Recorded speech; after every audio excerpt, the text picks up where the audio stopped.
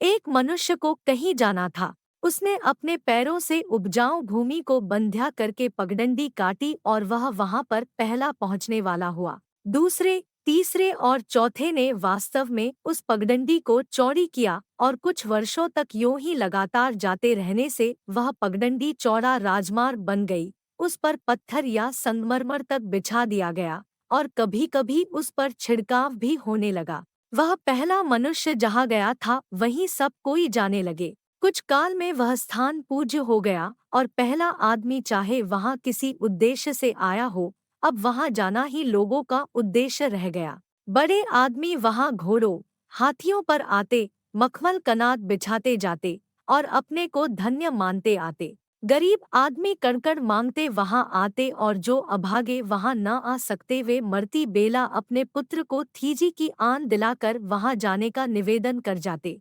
प्रयोजन यह है कि वहां मनुष्यों का प्रवाह बढ़ता ही गया। एक सज्जन ने वहां आने वाले लोगों को कठिनाई न हो, इसलिए उस पवित्र स्थान के चारों ओर जहां वह प्रथम मनुष्य आया था हाथा खिंचवा दिया। दूसरे ने पहले के काम में कुछ जोड़ने या अपने नाम में कुछ जोड़ने के लोभ से उस पर एक छप्पर डलवा दिया। तीसरे ने, जो इन दोनों से पीछे रहना न चाहता था, एक सुंदर मकान से उस भूमि को ढक दिया, इस पर सोने का कलश चढ़ा दिया, चारों ओर से बेल छवा दी। अब वह यात्रा जो उस स्थान तक होती थी, उसकी सीमा की दीवारों और टट्टियों तक रह गई, क्योंकि प्रत्येक मनुष्य भीतर नहीं जा सकता। इस इनर सर्कल के पुजारी बने, भीतर जाने की भेंट हुई। यात्रा का चरम उद्देश्य बाहर की दीवार को स्पर्श करना ही रह गया, क्योंकि वह भी भाग्यवानों को ही मिलने लगा।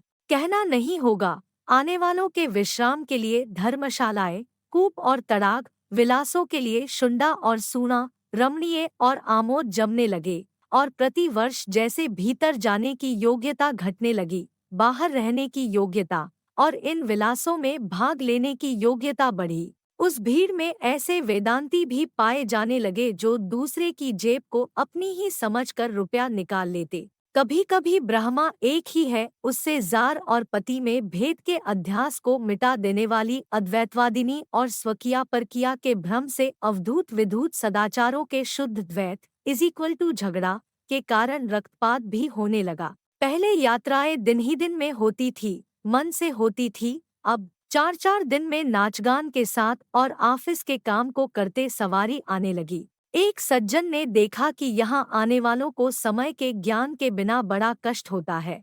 अतएव उस पुण्यात्मा ने बड़े व्यय से एक घंटाघर उस नए बने मकान के ऊपर लगवा दिया। रात के अंधकार में उसका प्रकाश और सुनसानी में उसका मधुर स्वर क्या पास के और क्या दूर के सबके चित्त को सुखी करता था। वास्तव में ठीक समय पर उठा देने और सुला देने के लिए, एकांत में पापियों को डराने और साधुओं को आश्वासन करने के लिए वह काम देने लगा। एक सेठ ने इस घंटे की हाथ सुइयां सोने की बनवा दी और दूसरे ने रोज उसकी आरती उतारने का प्रबंध कर दिया।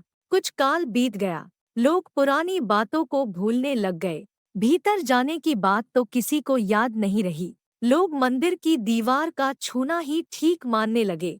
एक फिरका खड़ा हो गया जो कहता था कि मंदिर की दक्षिण दीवार छूनी चाहिए, दूसरा कहता कि उत्तर दीवार को बिना छुए जाना पाप है। 15 पंडितों ने अपने मस्तिष्क, दूसरों की रोटियां और तीसरों के धैर्य का नाश करके 10 पर्वों के एक ग्रंथ में सिद्ध कर दिया या सिद्ध करके अपने को धोखा देना चाहा कि दोनों झूठे हैं। पवित्रता प्राप्त करने के लिए घंटे की मधुर ध्वनि का सुनना मात्र पर्याप्त है। मंदिर के भीतर जाने का तो किसी को अधिकार ही नहीं है। बाहर की शुंडा और सूना में बैठने से भी पुण्य होता है, क्योंकि घंटे का पवित्र स्वर उन्हें पूत कर चुका है। इस सिद्ध करने या सिद्ध करने के मिस का बड़ा फल हुआ। गाहक अधिक जुटने लगे और उन्हें अनुकूल देखकर नियम किए गए कि रास्ते में इतने पैड रखने, घंटा बजे तो यूं कान खड़ा करके सुनना, अमुक स्थान पर वाम चरण से खड़े होना और अमुक पर दक्षिण से। यहाँ तक कि मार्ग में छींकने तक का कर्मकांड बन गया। और भी समय बीता, घंटाघर सूर्य के पीछे रह गया। सूर्य क्षितिज पर आकर लोगों को उठाता और काम में लगता। घंटाघर कहा करता कि अभी सोए रहो। इसी से घंटाघर के पास कई छोटी मोटी घड़ियां बन गई। प्रत्येक में की टिक टिक बकरी और झलटी को मात करती। उन छोटी मोटियों से घबरा के लोग सूर्य की ओर देखते और घंटाघर की ओर देखकर आँख भर देते। अब यदि वह पुराना घंटाघर, वह प्यारा पालापोसा घंटा ठीक समय न बतावे तो चारों दिशाएं उससे प्रतिध्वनि के मिस से पूछती हैं कि तू यहाँ क्यों है। वह घृणा से उत्तर देता है कि मैं जो कहूँ वही समय है। वह इतने ही में संतुष्ट नहीं है कि उसका काम वह नहीं कर सकता और दूसरे अपने आप उसका काम दे रहे हैं।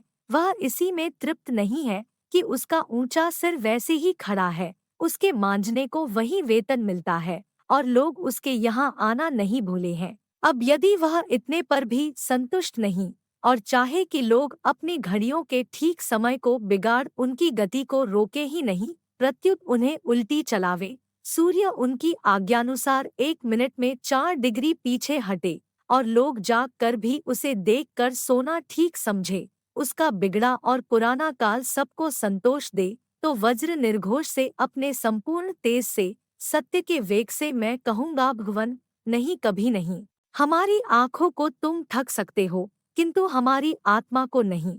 वह हमारी नहीं है। जिस काम के लिए आप आए थे वह हो चुका, सच्चे या झूठे, तुमने अपने नौकरों का पेट पाला। यदि चुपचाप खड़े रहना चाहो तो खड़े रहो, नहीं तो यदि तुम हमारी घड़ियों के बदलने का हठ करोगे तो सत्यों के पिता और मिथ्याओं के परम शत्रु के नाम पर मेरा सा तुम्हारा शत्रु और कोई नहीं है। आज से तुम्हारे मेरे में अंधकार और प्रकाश की सी शत्रुता है, क्योंकि यहाँ मित्रता नहीं हो सकती। तुम बिना आत्मा की देह हो, बिना देह का कपड़ा हो, बिना सत्य के झूठे हो। तुम जगदीश्वर के नहीं हो और न तुम पर उसकी सम्मति है। यह व्यवस्था किसी और को दी हुई है। जो उचक्का मुझे तमंचा दिखा दे, मेरी थैली उसी की। जो दुष्ट मेरी आँख में सुई डाल दे, वह उसे फोड़ सकता है, किंतु मेरी आत्मा मेरी और जगदीश्वर की है।